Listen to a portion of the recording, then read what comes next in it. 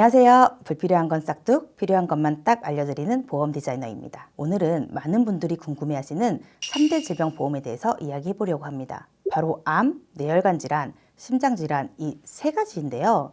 유튜브를 봐도 블로그를 봐도 3대 질병에 대한 이야기를 많이 찾을 수 있습니다. 하지만 우리는 똑똑한 소비자잖아요. 왜 필요한 건지, 꼭 가입해야 하는 건지 꼼꼼하게 비교해보고 가입해야겠죠. 그래서 오늘은 3대 질병 보험이란 무엇인가? 3대 질병 보험의 설계 트렌드는 어떤가 살펴보도록 하겠습니다. 오늘 영상도 도움이 될 수 있도록 열심히 만들었습니다.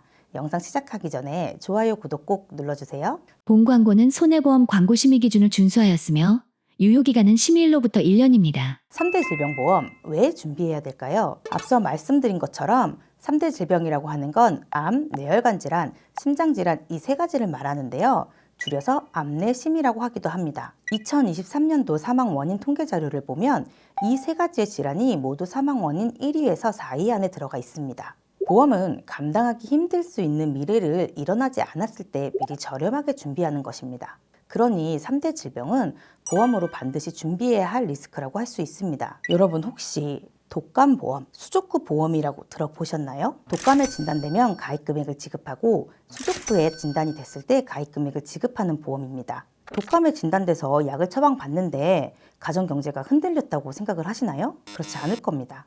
물론 보장받으면 좋겠지만 없다고 큰 문제가 생기지 않는 거죠. 그러니 저는 개인적으로 독감보험도 좋고 수족구 보험도 좋습니다. 하지만 무엇보다 이 3대 질병 보험을 먼저 반드시 준비하시라고 말씀드리고 싶습니다. 그런데요, 이 3대 질병의 보험 준비 방식이 바뀌고 있습니다. 불과 몇 년 전만 해도요, 많은 분들이 진단비 위주로 준비를 하셨을 겁니다. 저 또한 이렇게 많이 안내를 했었고요. 우리가 아플지 안 아플지도 모르는데 아팠을 때 수술을 할지 입원을 할지도 모르잖아요. 그런데 특약명에 수술, 입원 등이 들어가 있다면 해당 조건이 되어야지만 보험금이 보상됩니다. 예를 들어서 암 입원 일당이라고 하면 암 치료로 입원을 했을 때만 보험금이 지급되는 겁니다. 물론 다른 질병으로 입원했을 때는 보장이 안 되고요. 그런데 진단비는 어떤 치료를 하든지 상관이 없습니다. 진단만 되면 보험금이 지급되는 구조인 거죠.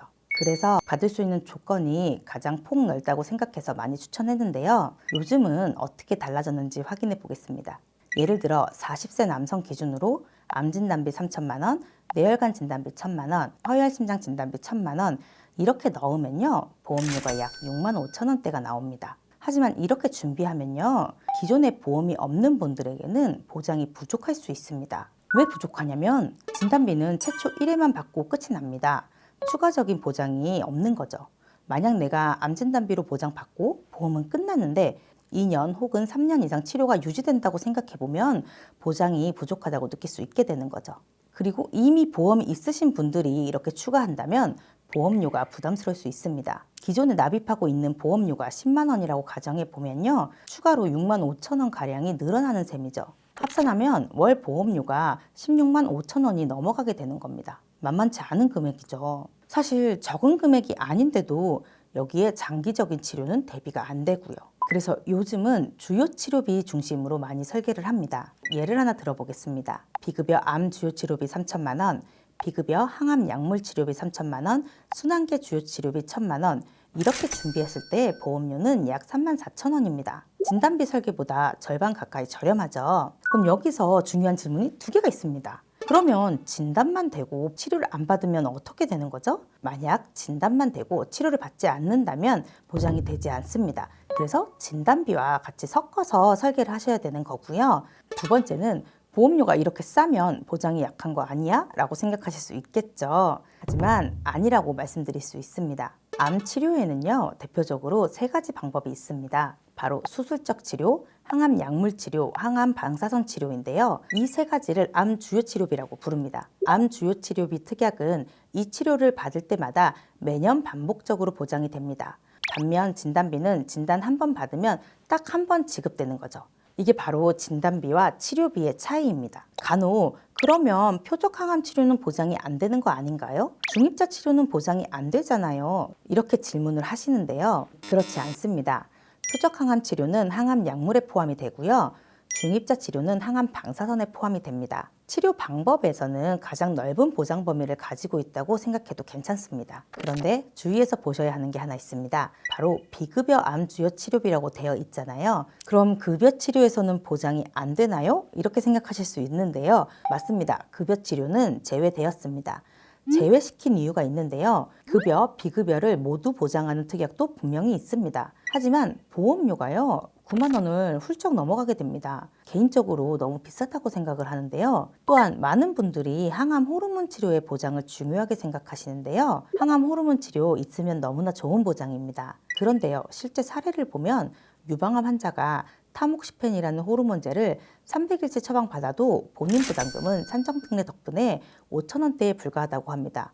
산정특례가 끝나도 10만 원 남짓하고요. 이 정도는 보험이 없어도 큰 문제가 되지 않을 거라고 생각합니다. 하지만 문제는 비급여 치료에 있습니다. 비급여는 건강보험 적용이 안 되는 치료인데요.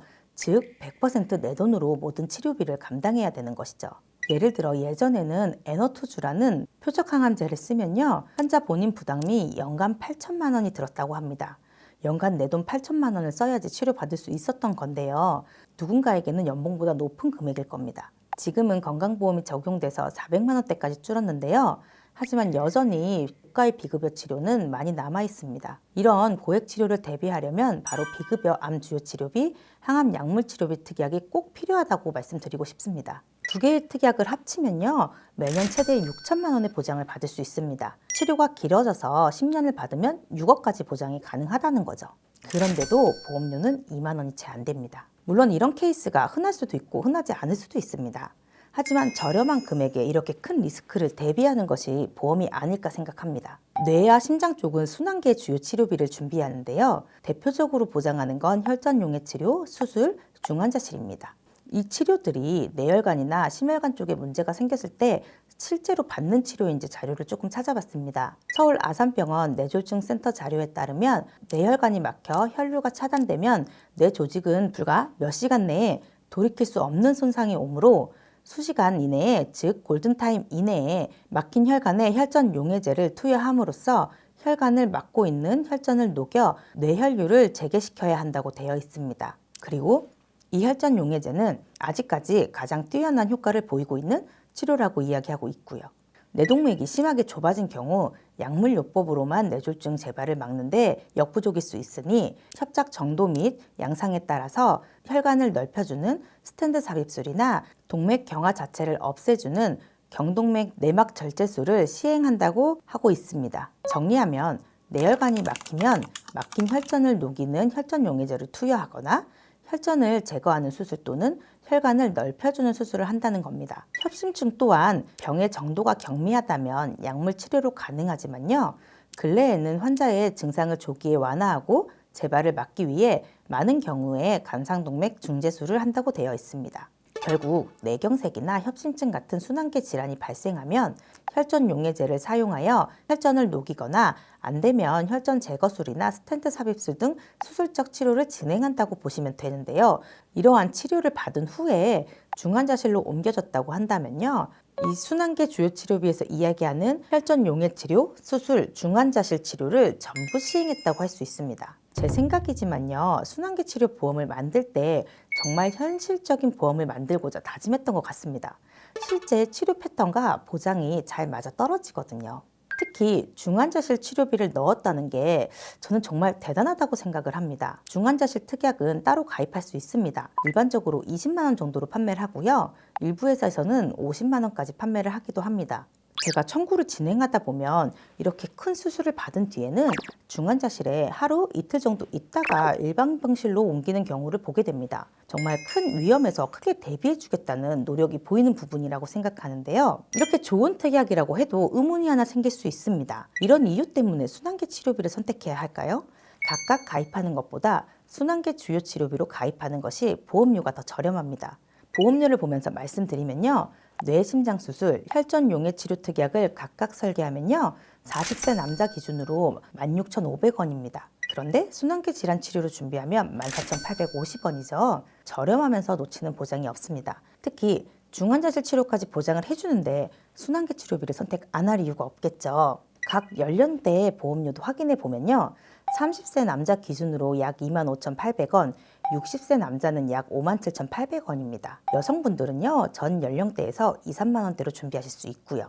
여기에 현재 화면의 보험료는요, 표준체 기준 보험료입니다. 요즘은 병력이 없으면요, 할인되는 상품이 있습니다. 만약 10년 이내 입원 수술이 없거나 있어도 예외 질환에 해당한다면 더 저렴한 금액으로 준비하실 수 있습니다.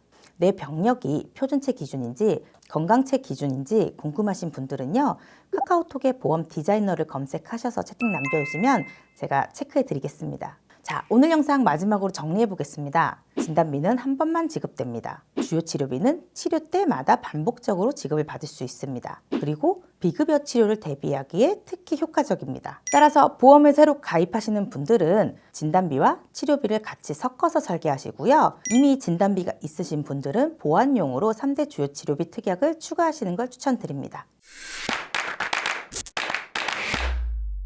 오늘 영상을 보시고 궁금하신 내용이 있으시다면 카카오톡에 보험 디자이너를 검색하셔서 채팅 남겨주시면 제가 자세하게 안내 드리겠습니다. 오늘 준비한 영상은 여기까지고요. 오늘 영상이 도움이 되셨다면 좋아요, 구독 꼭 부탁드리겠습니다. 저는 다음에 더 좋은 정보로 찾아뵙도록 하겠습니다. 감사합니다. 본 광고는 손해보험 광고 심의 기준을 준수하였으며 유효기간은 심의일로부터 1년입니다.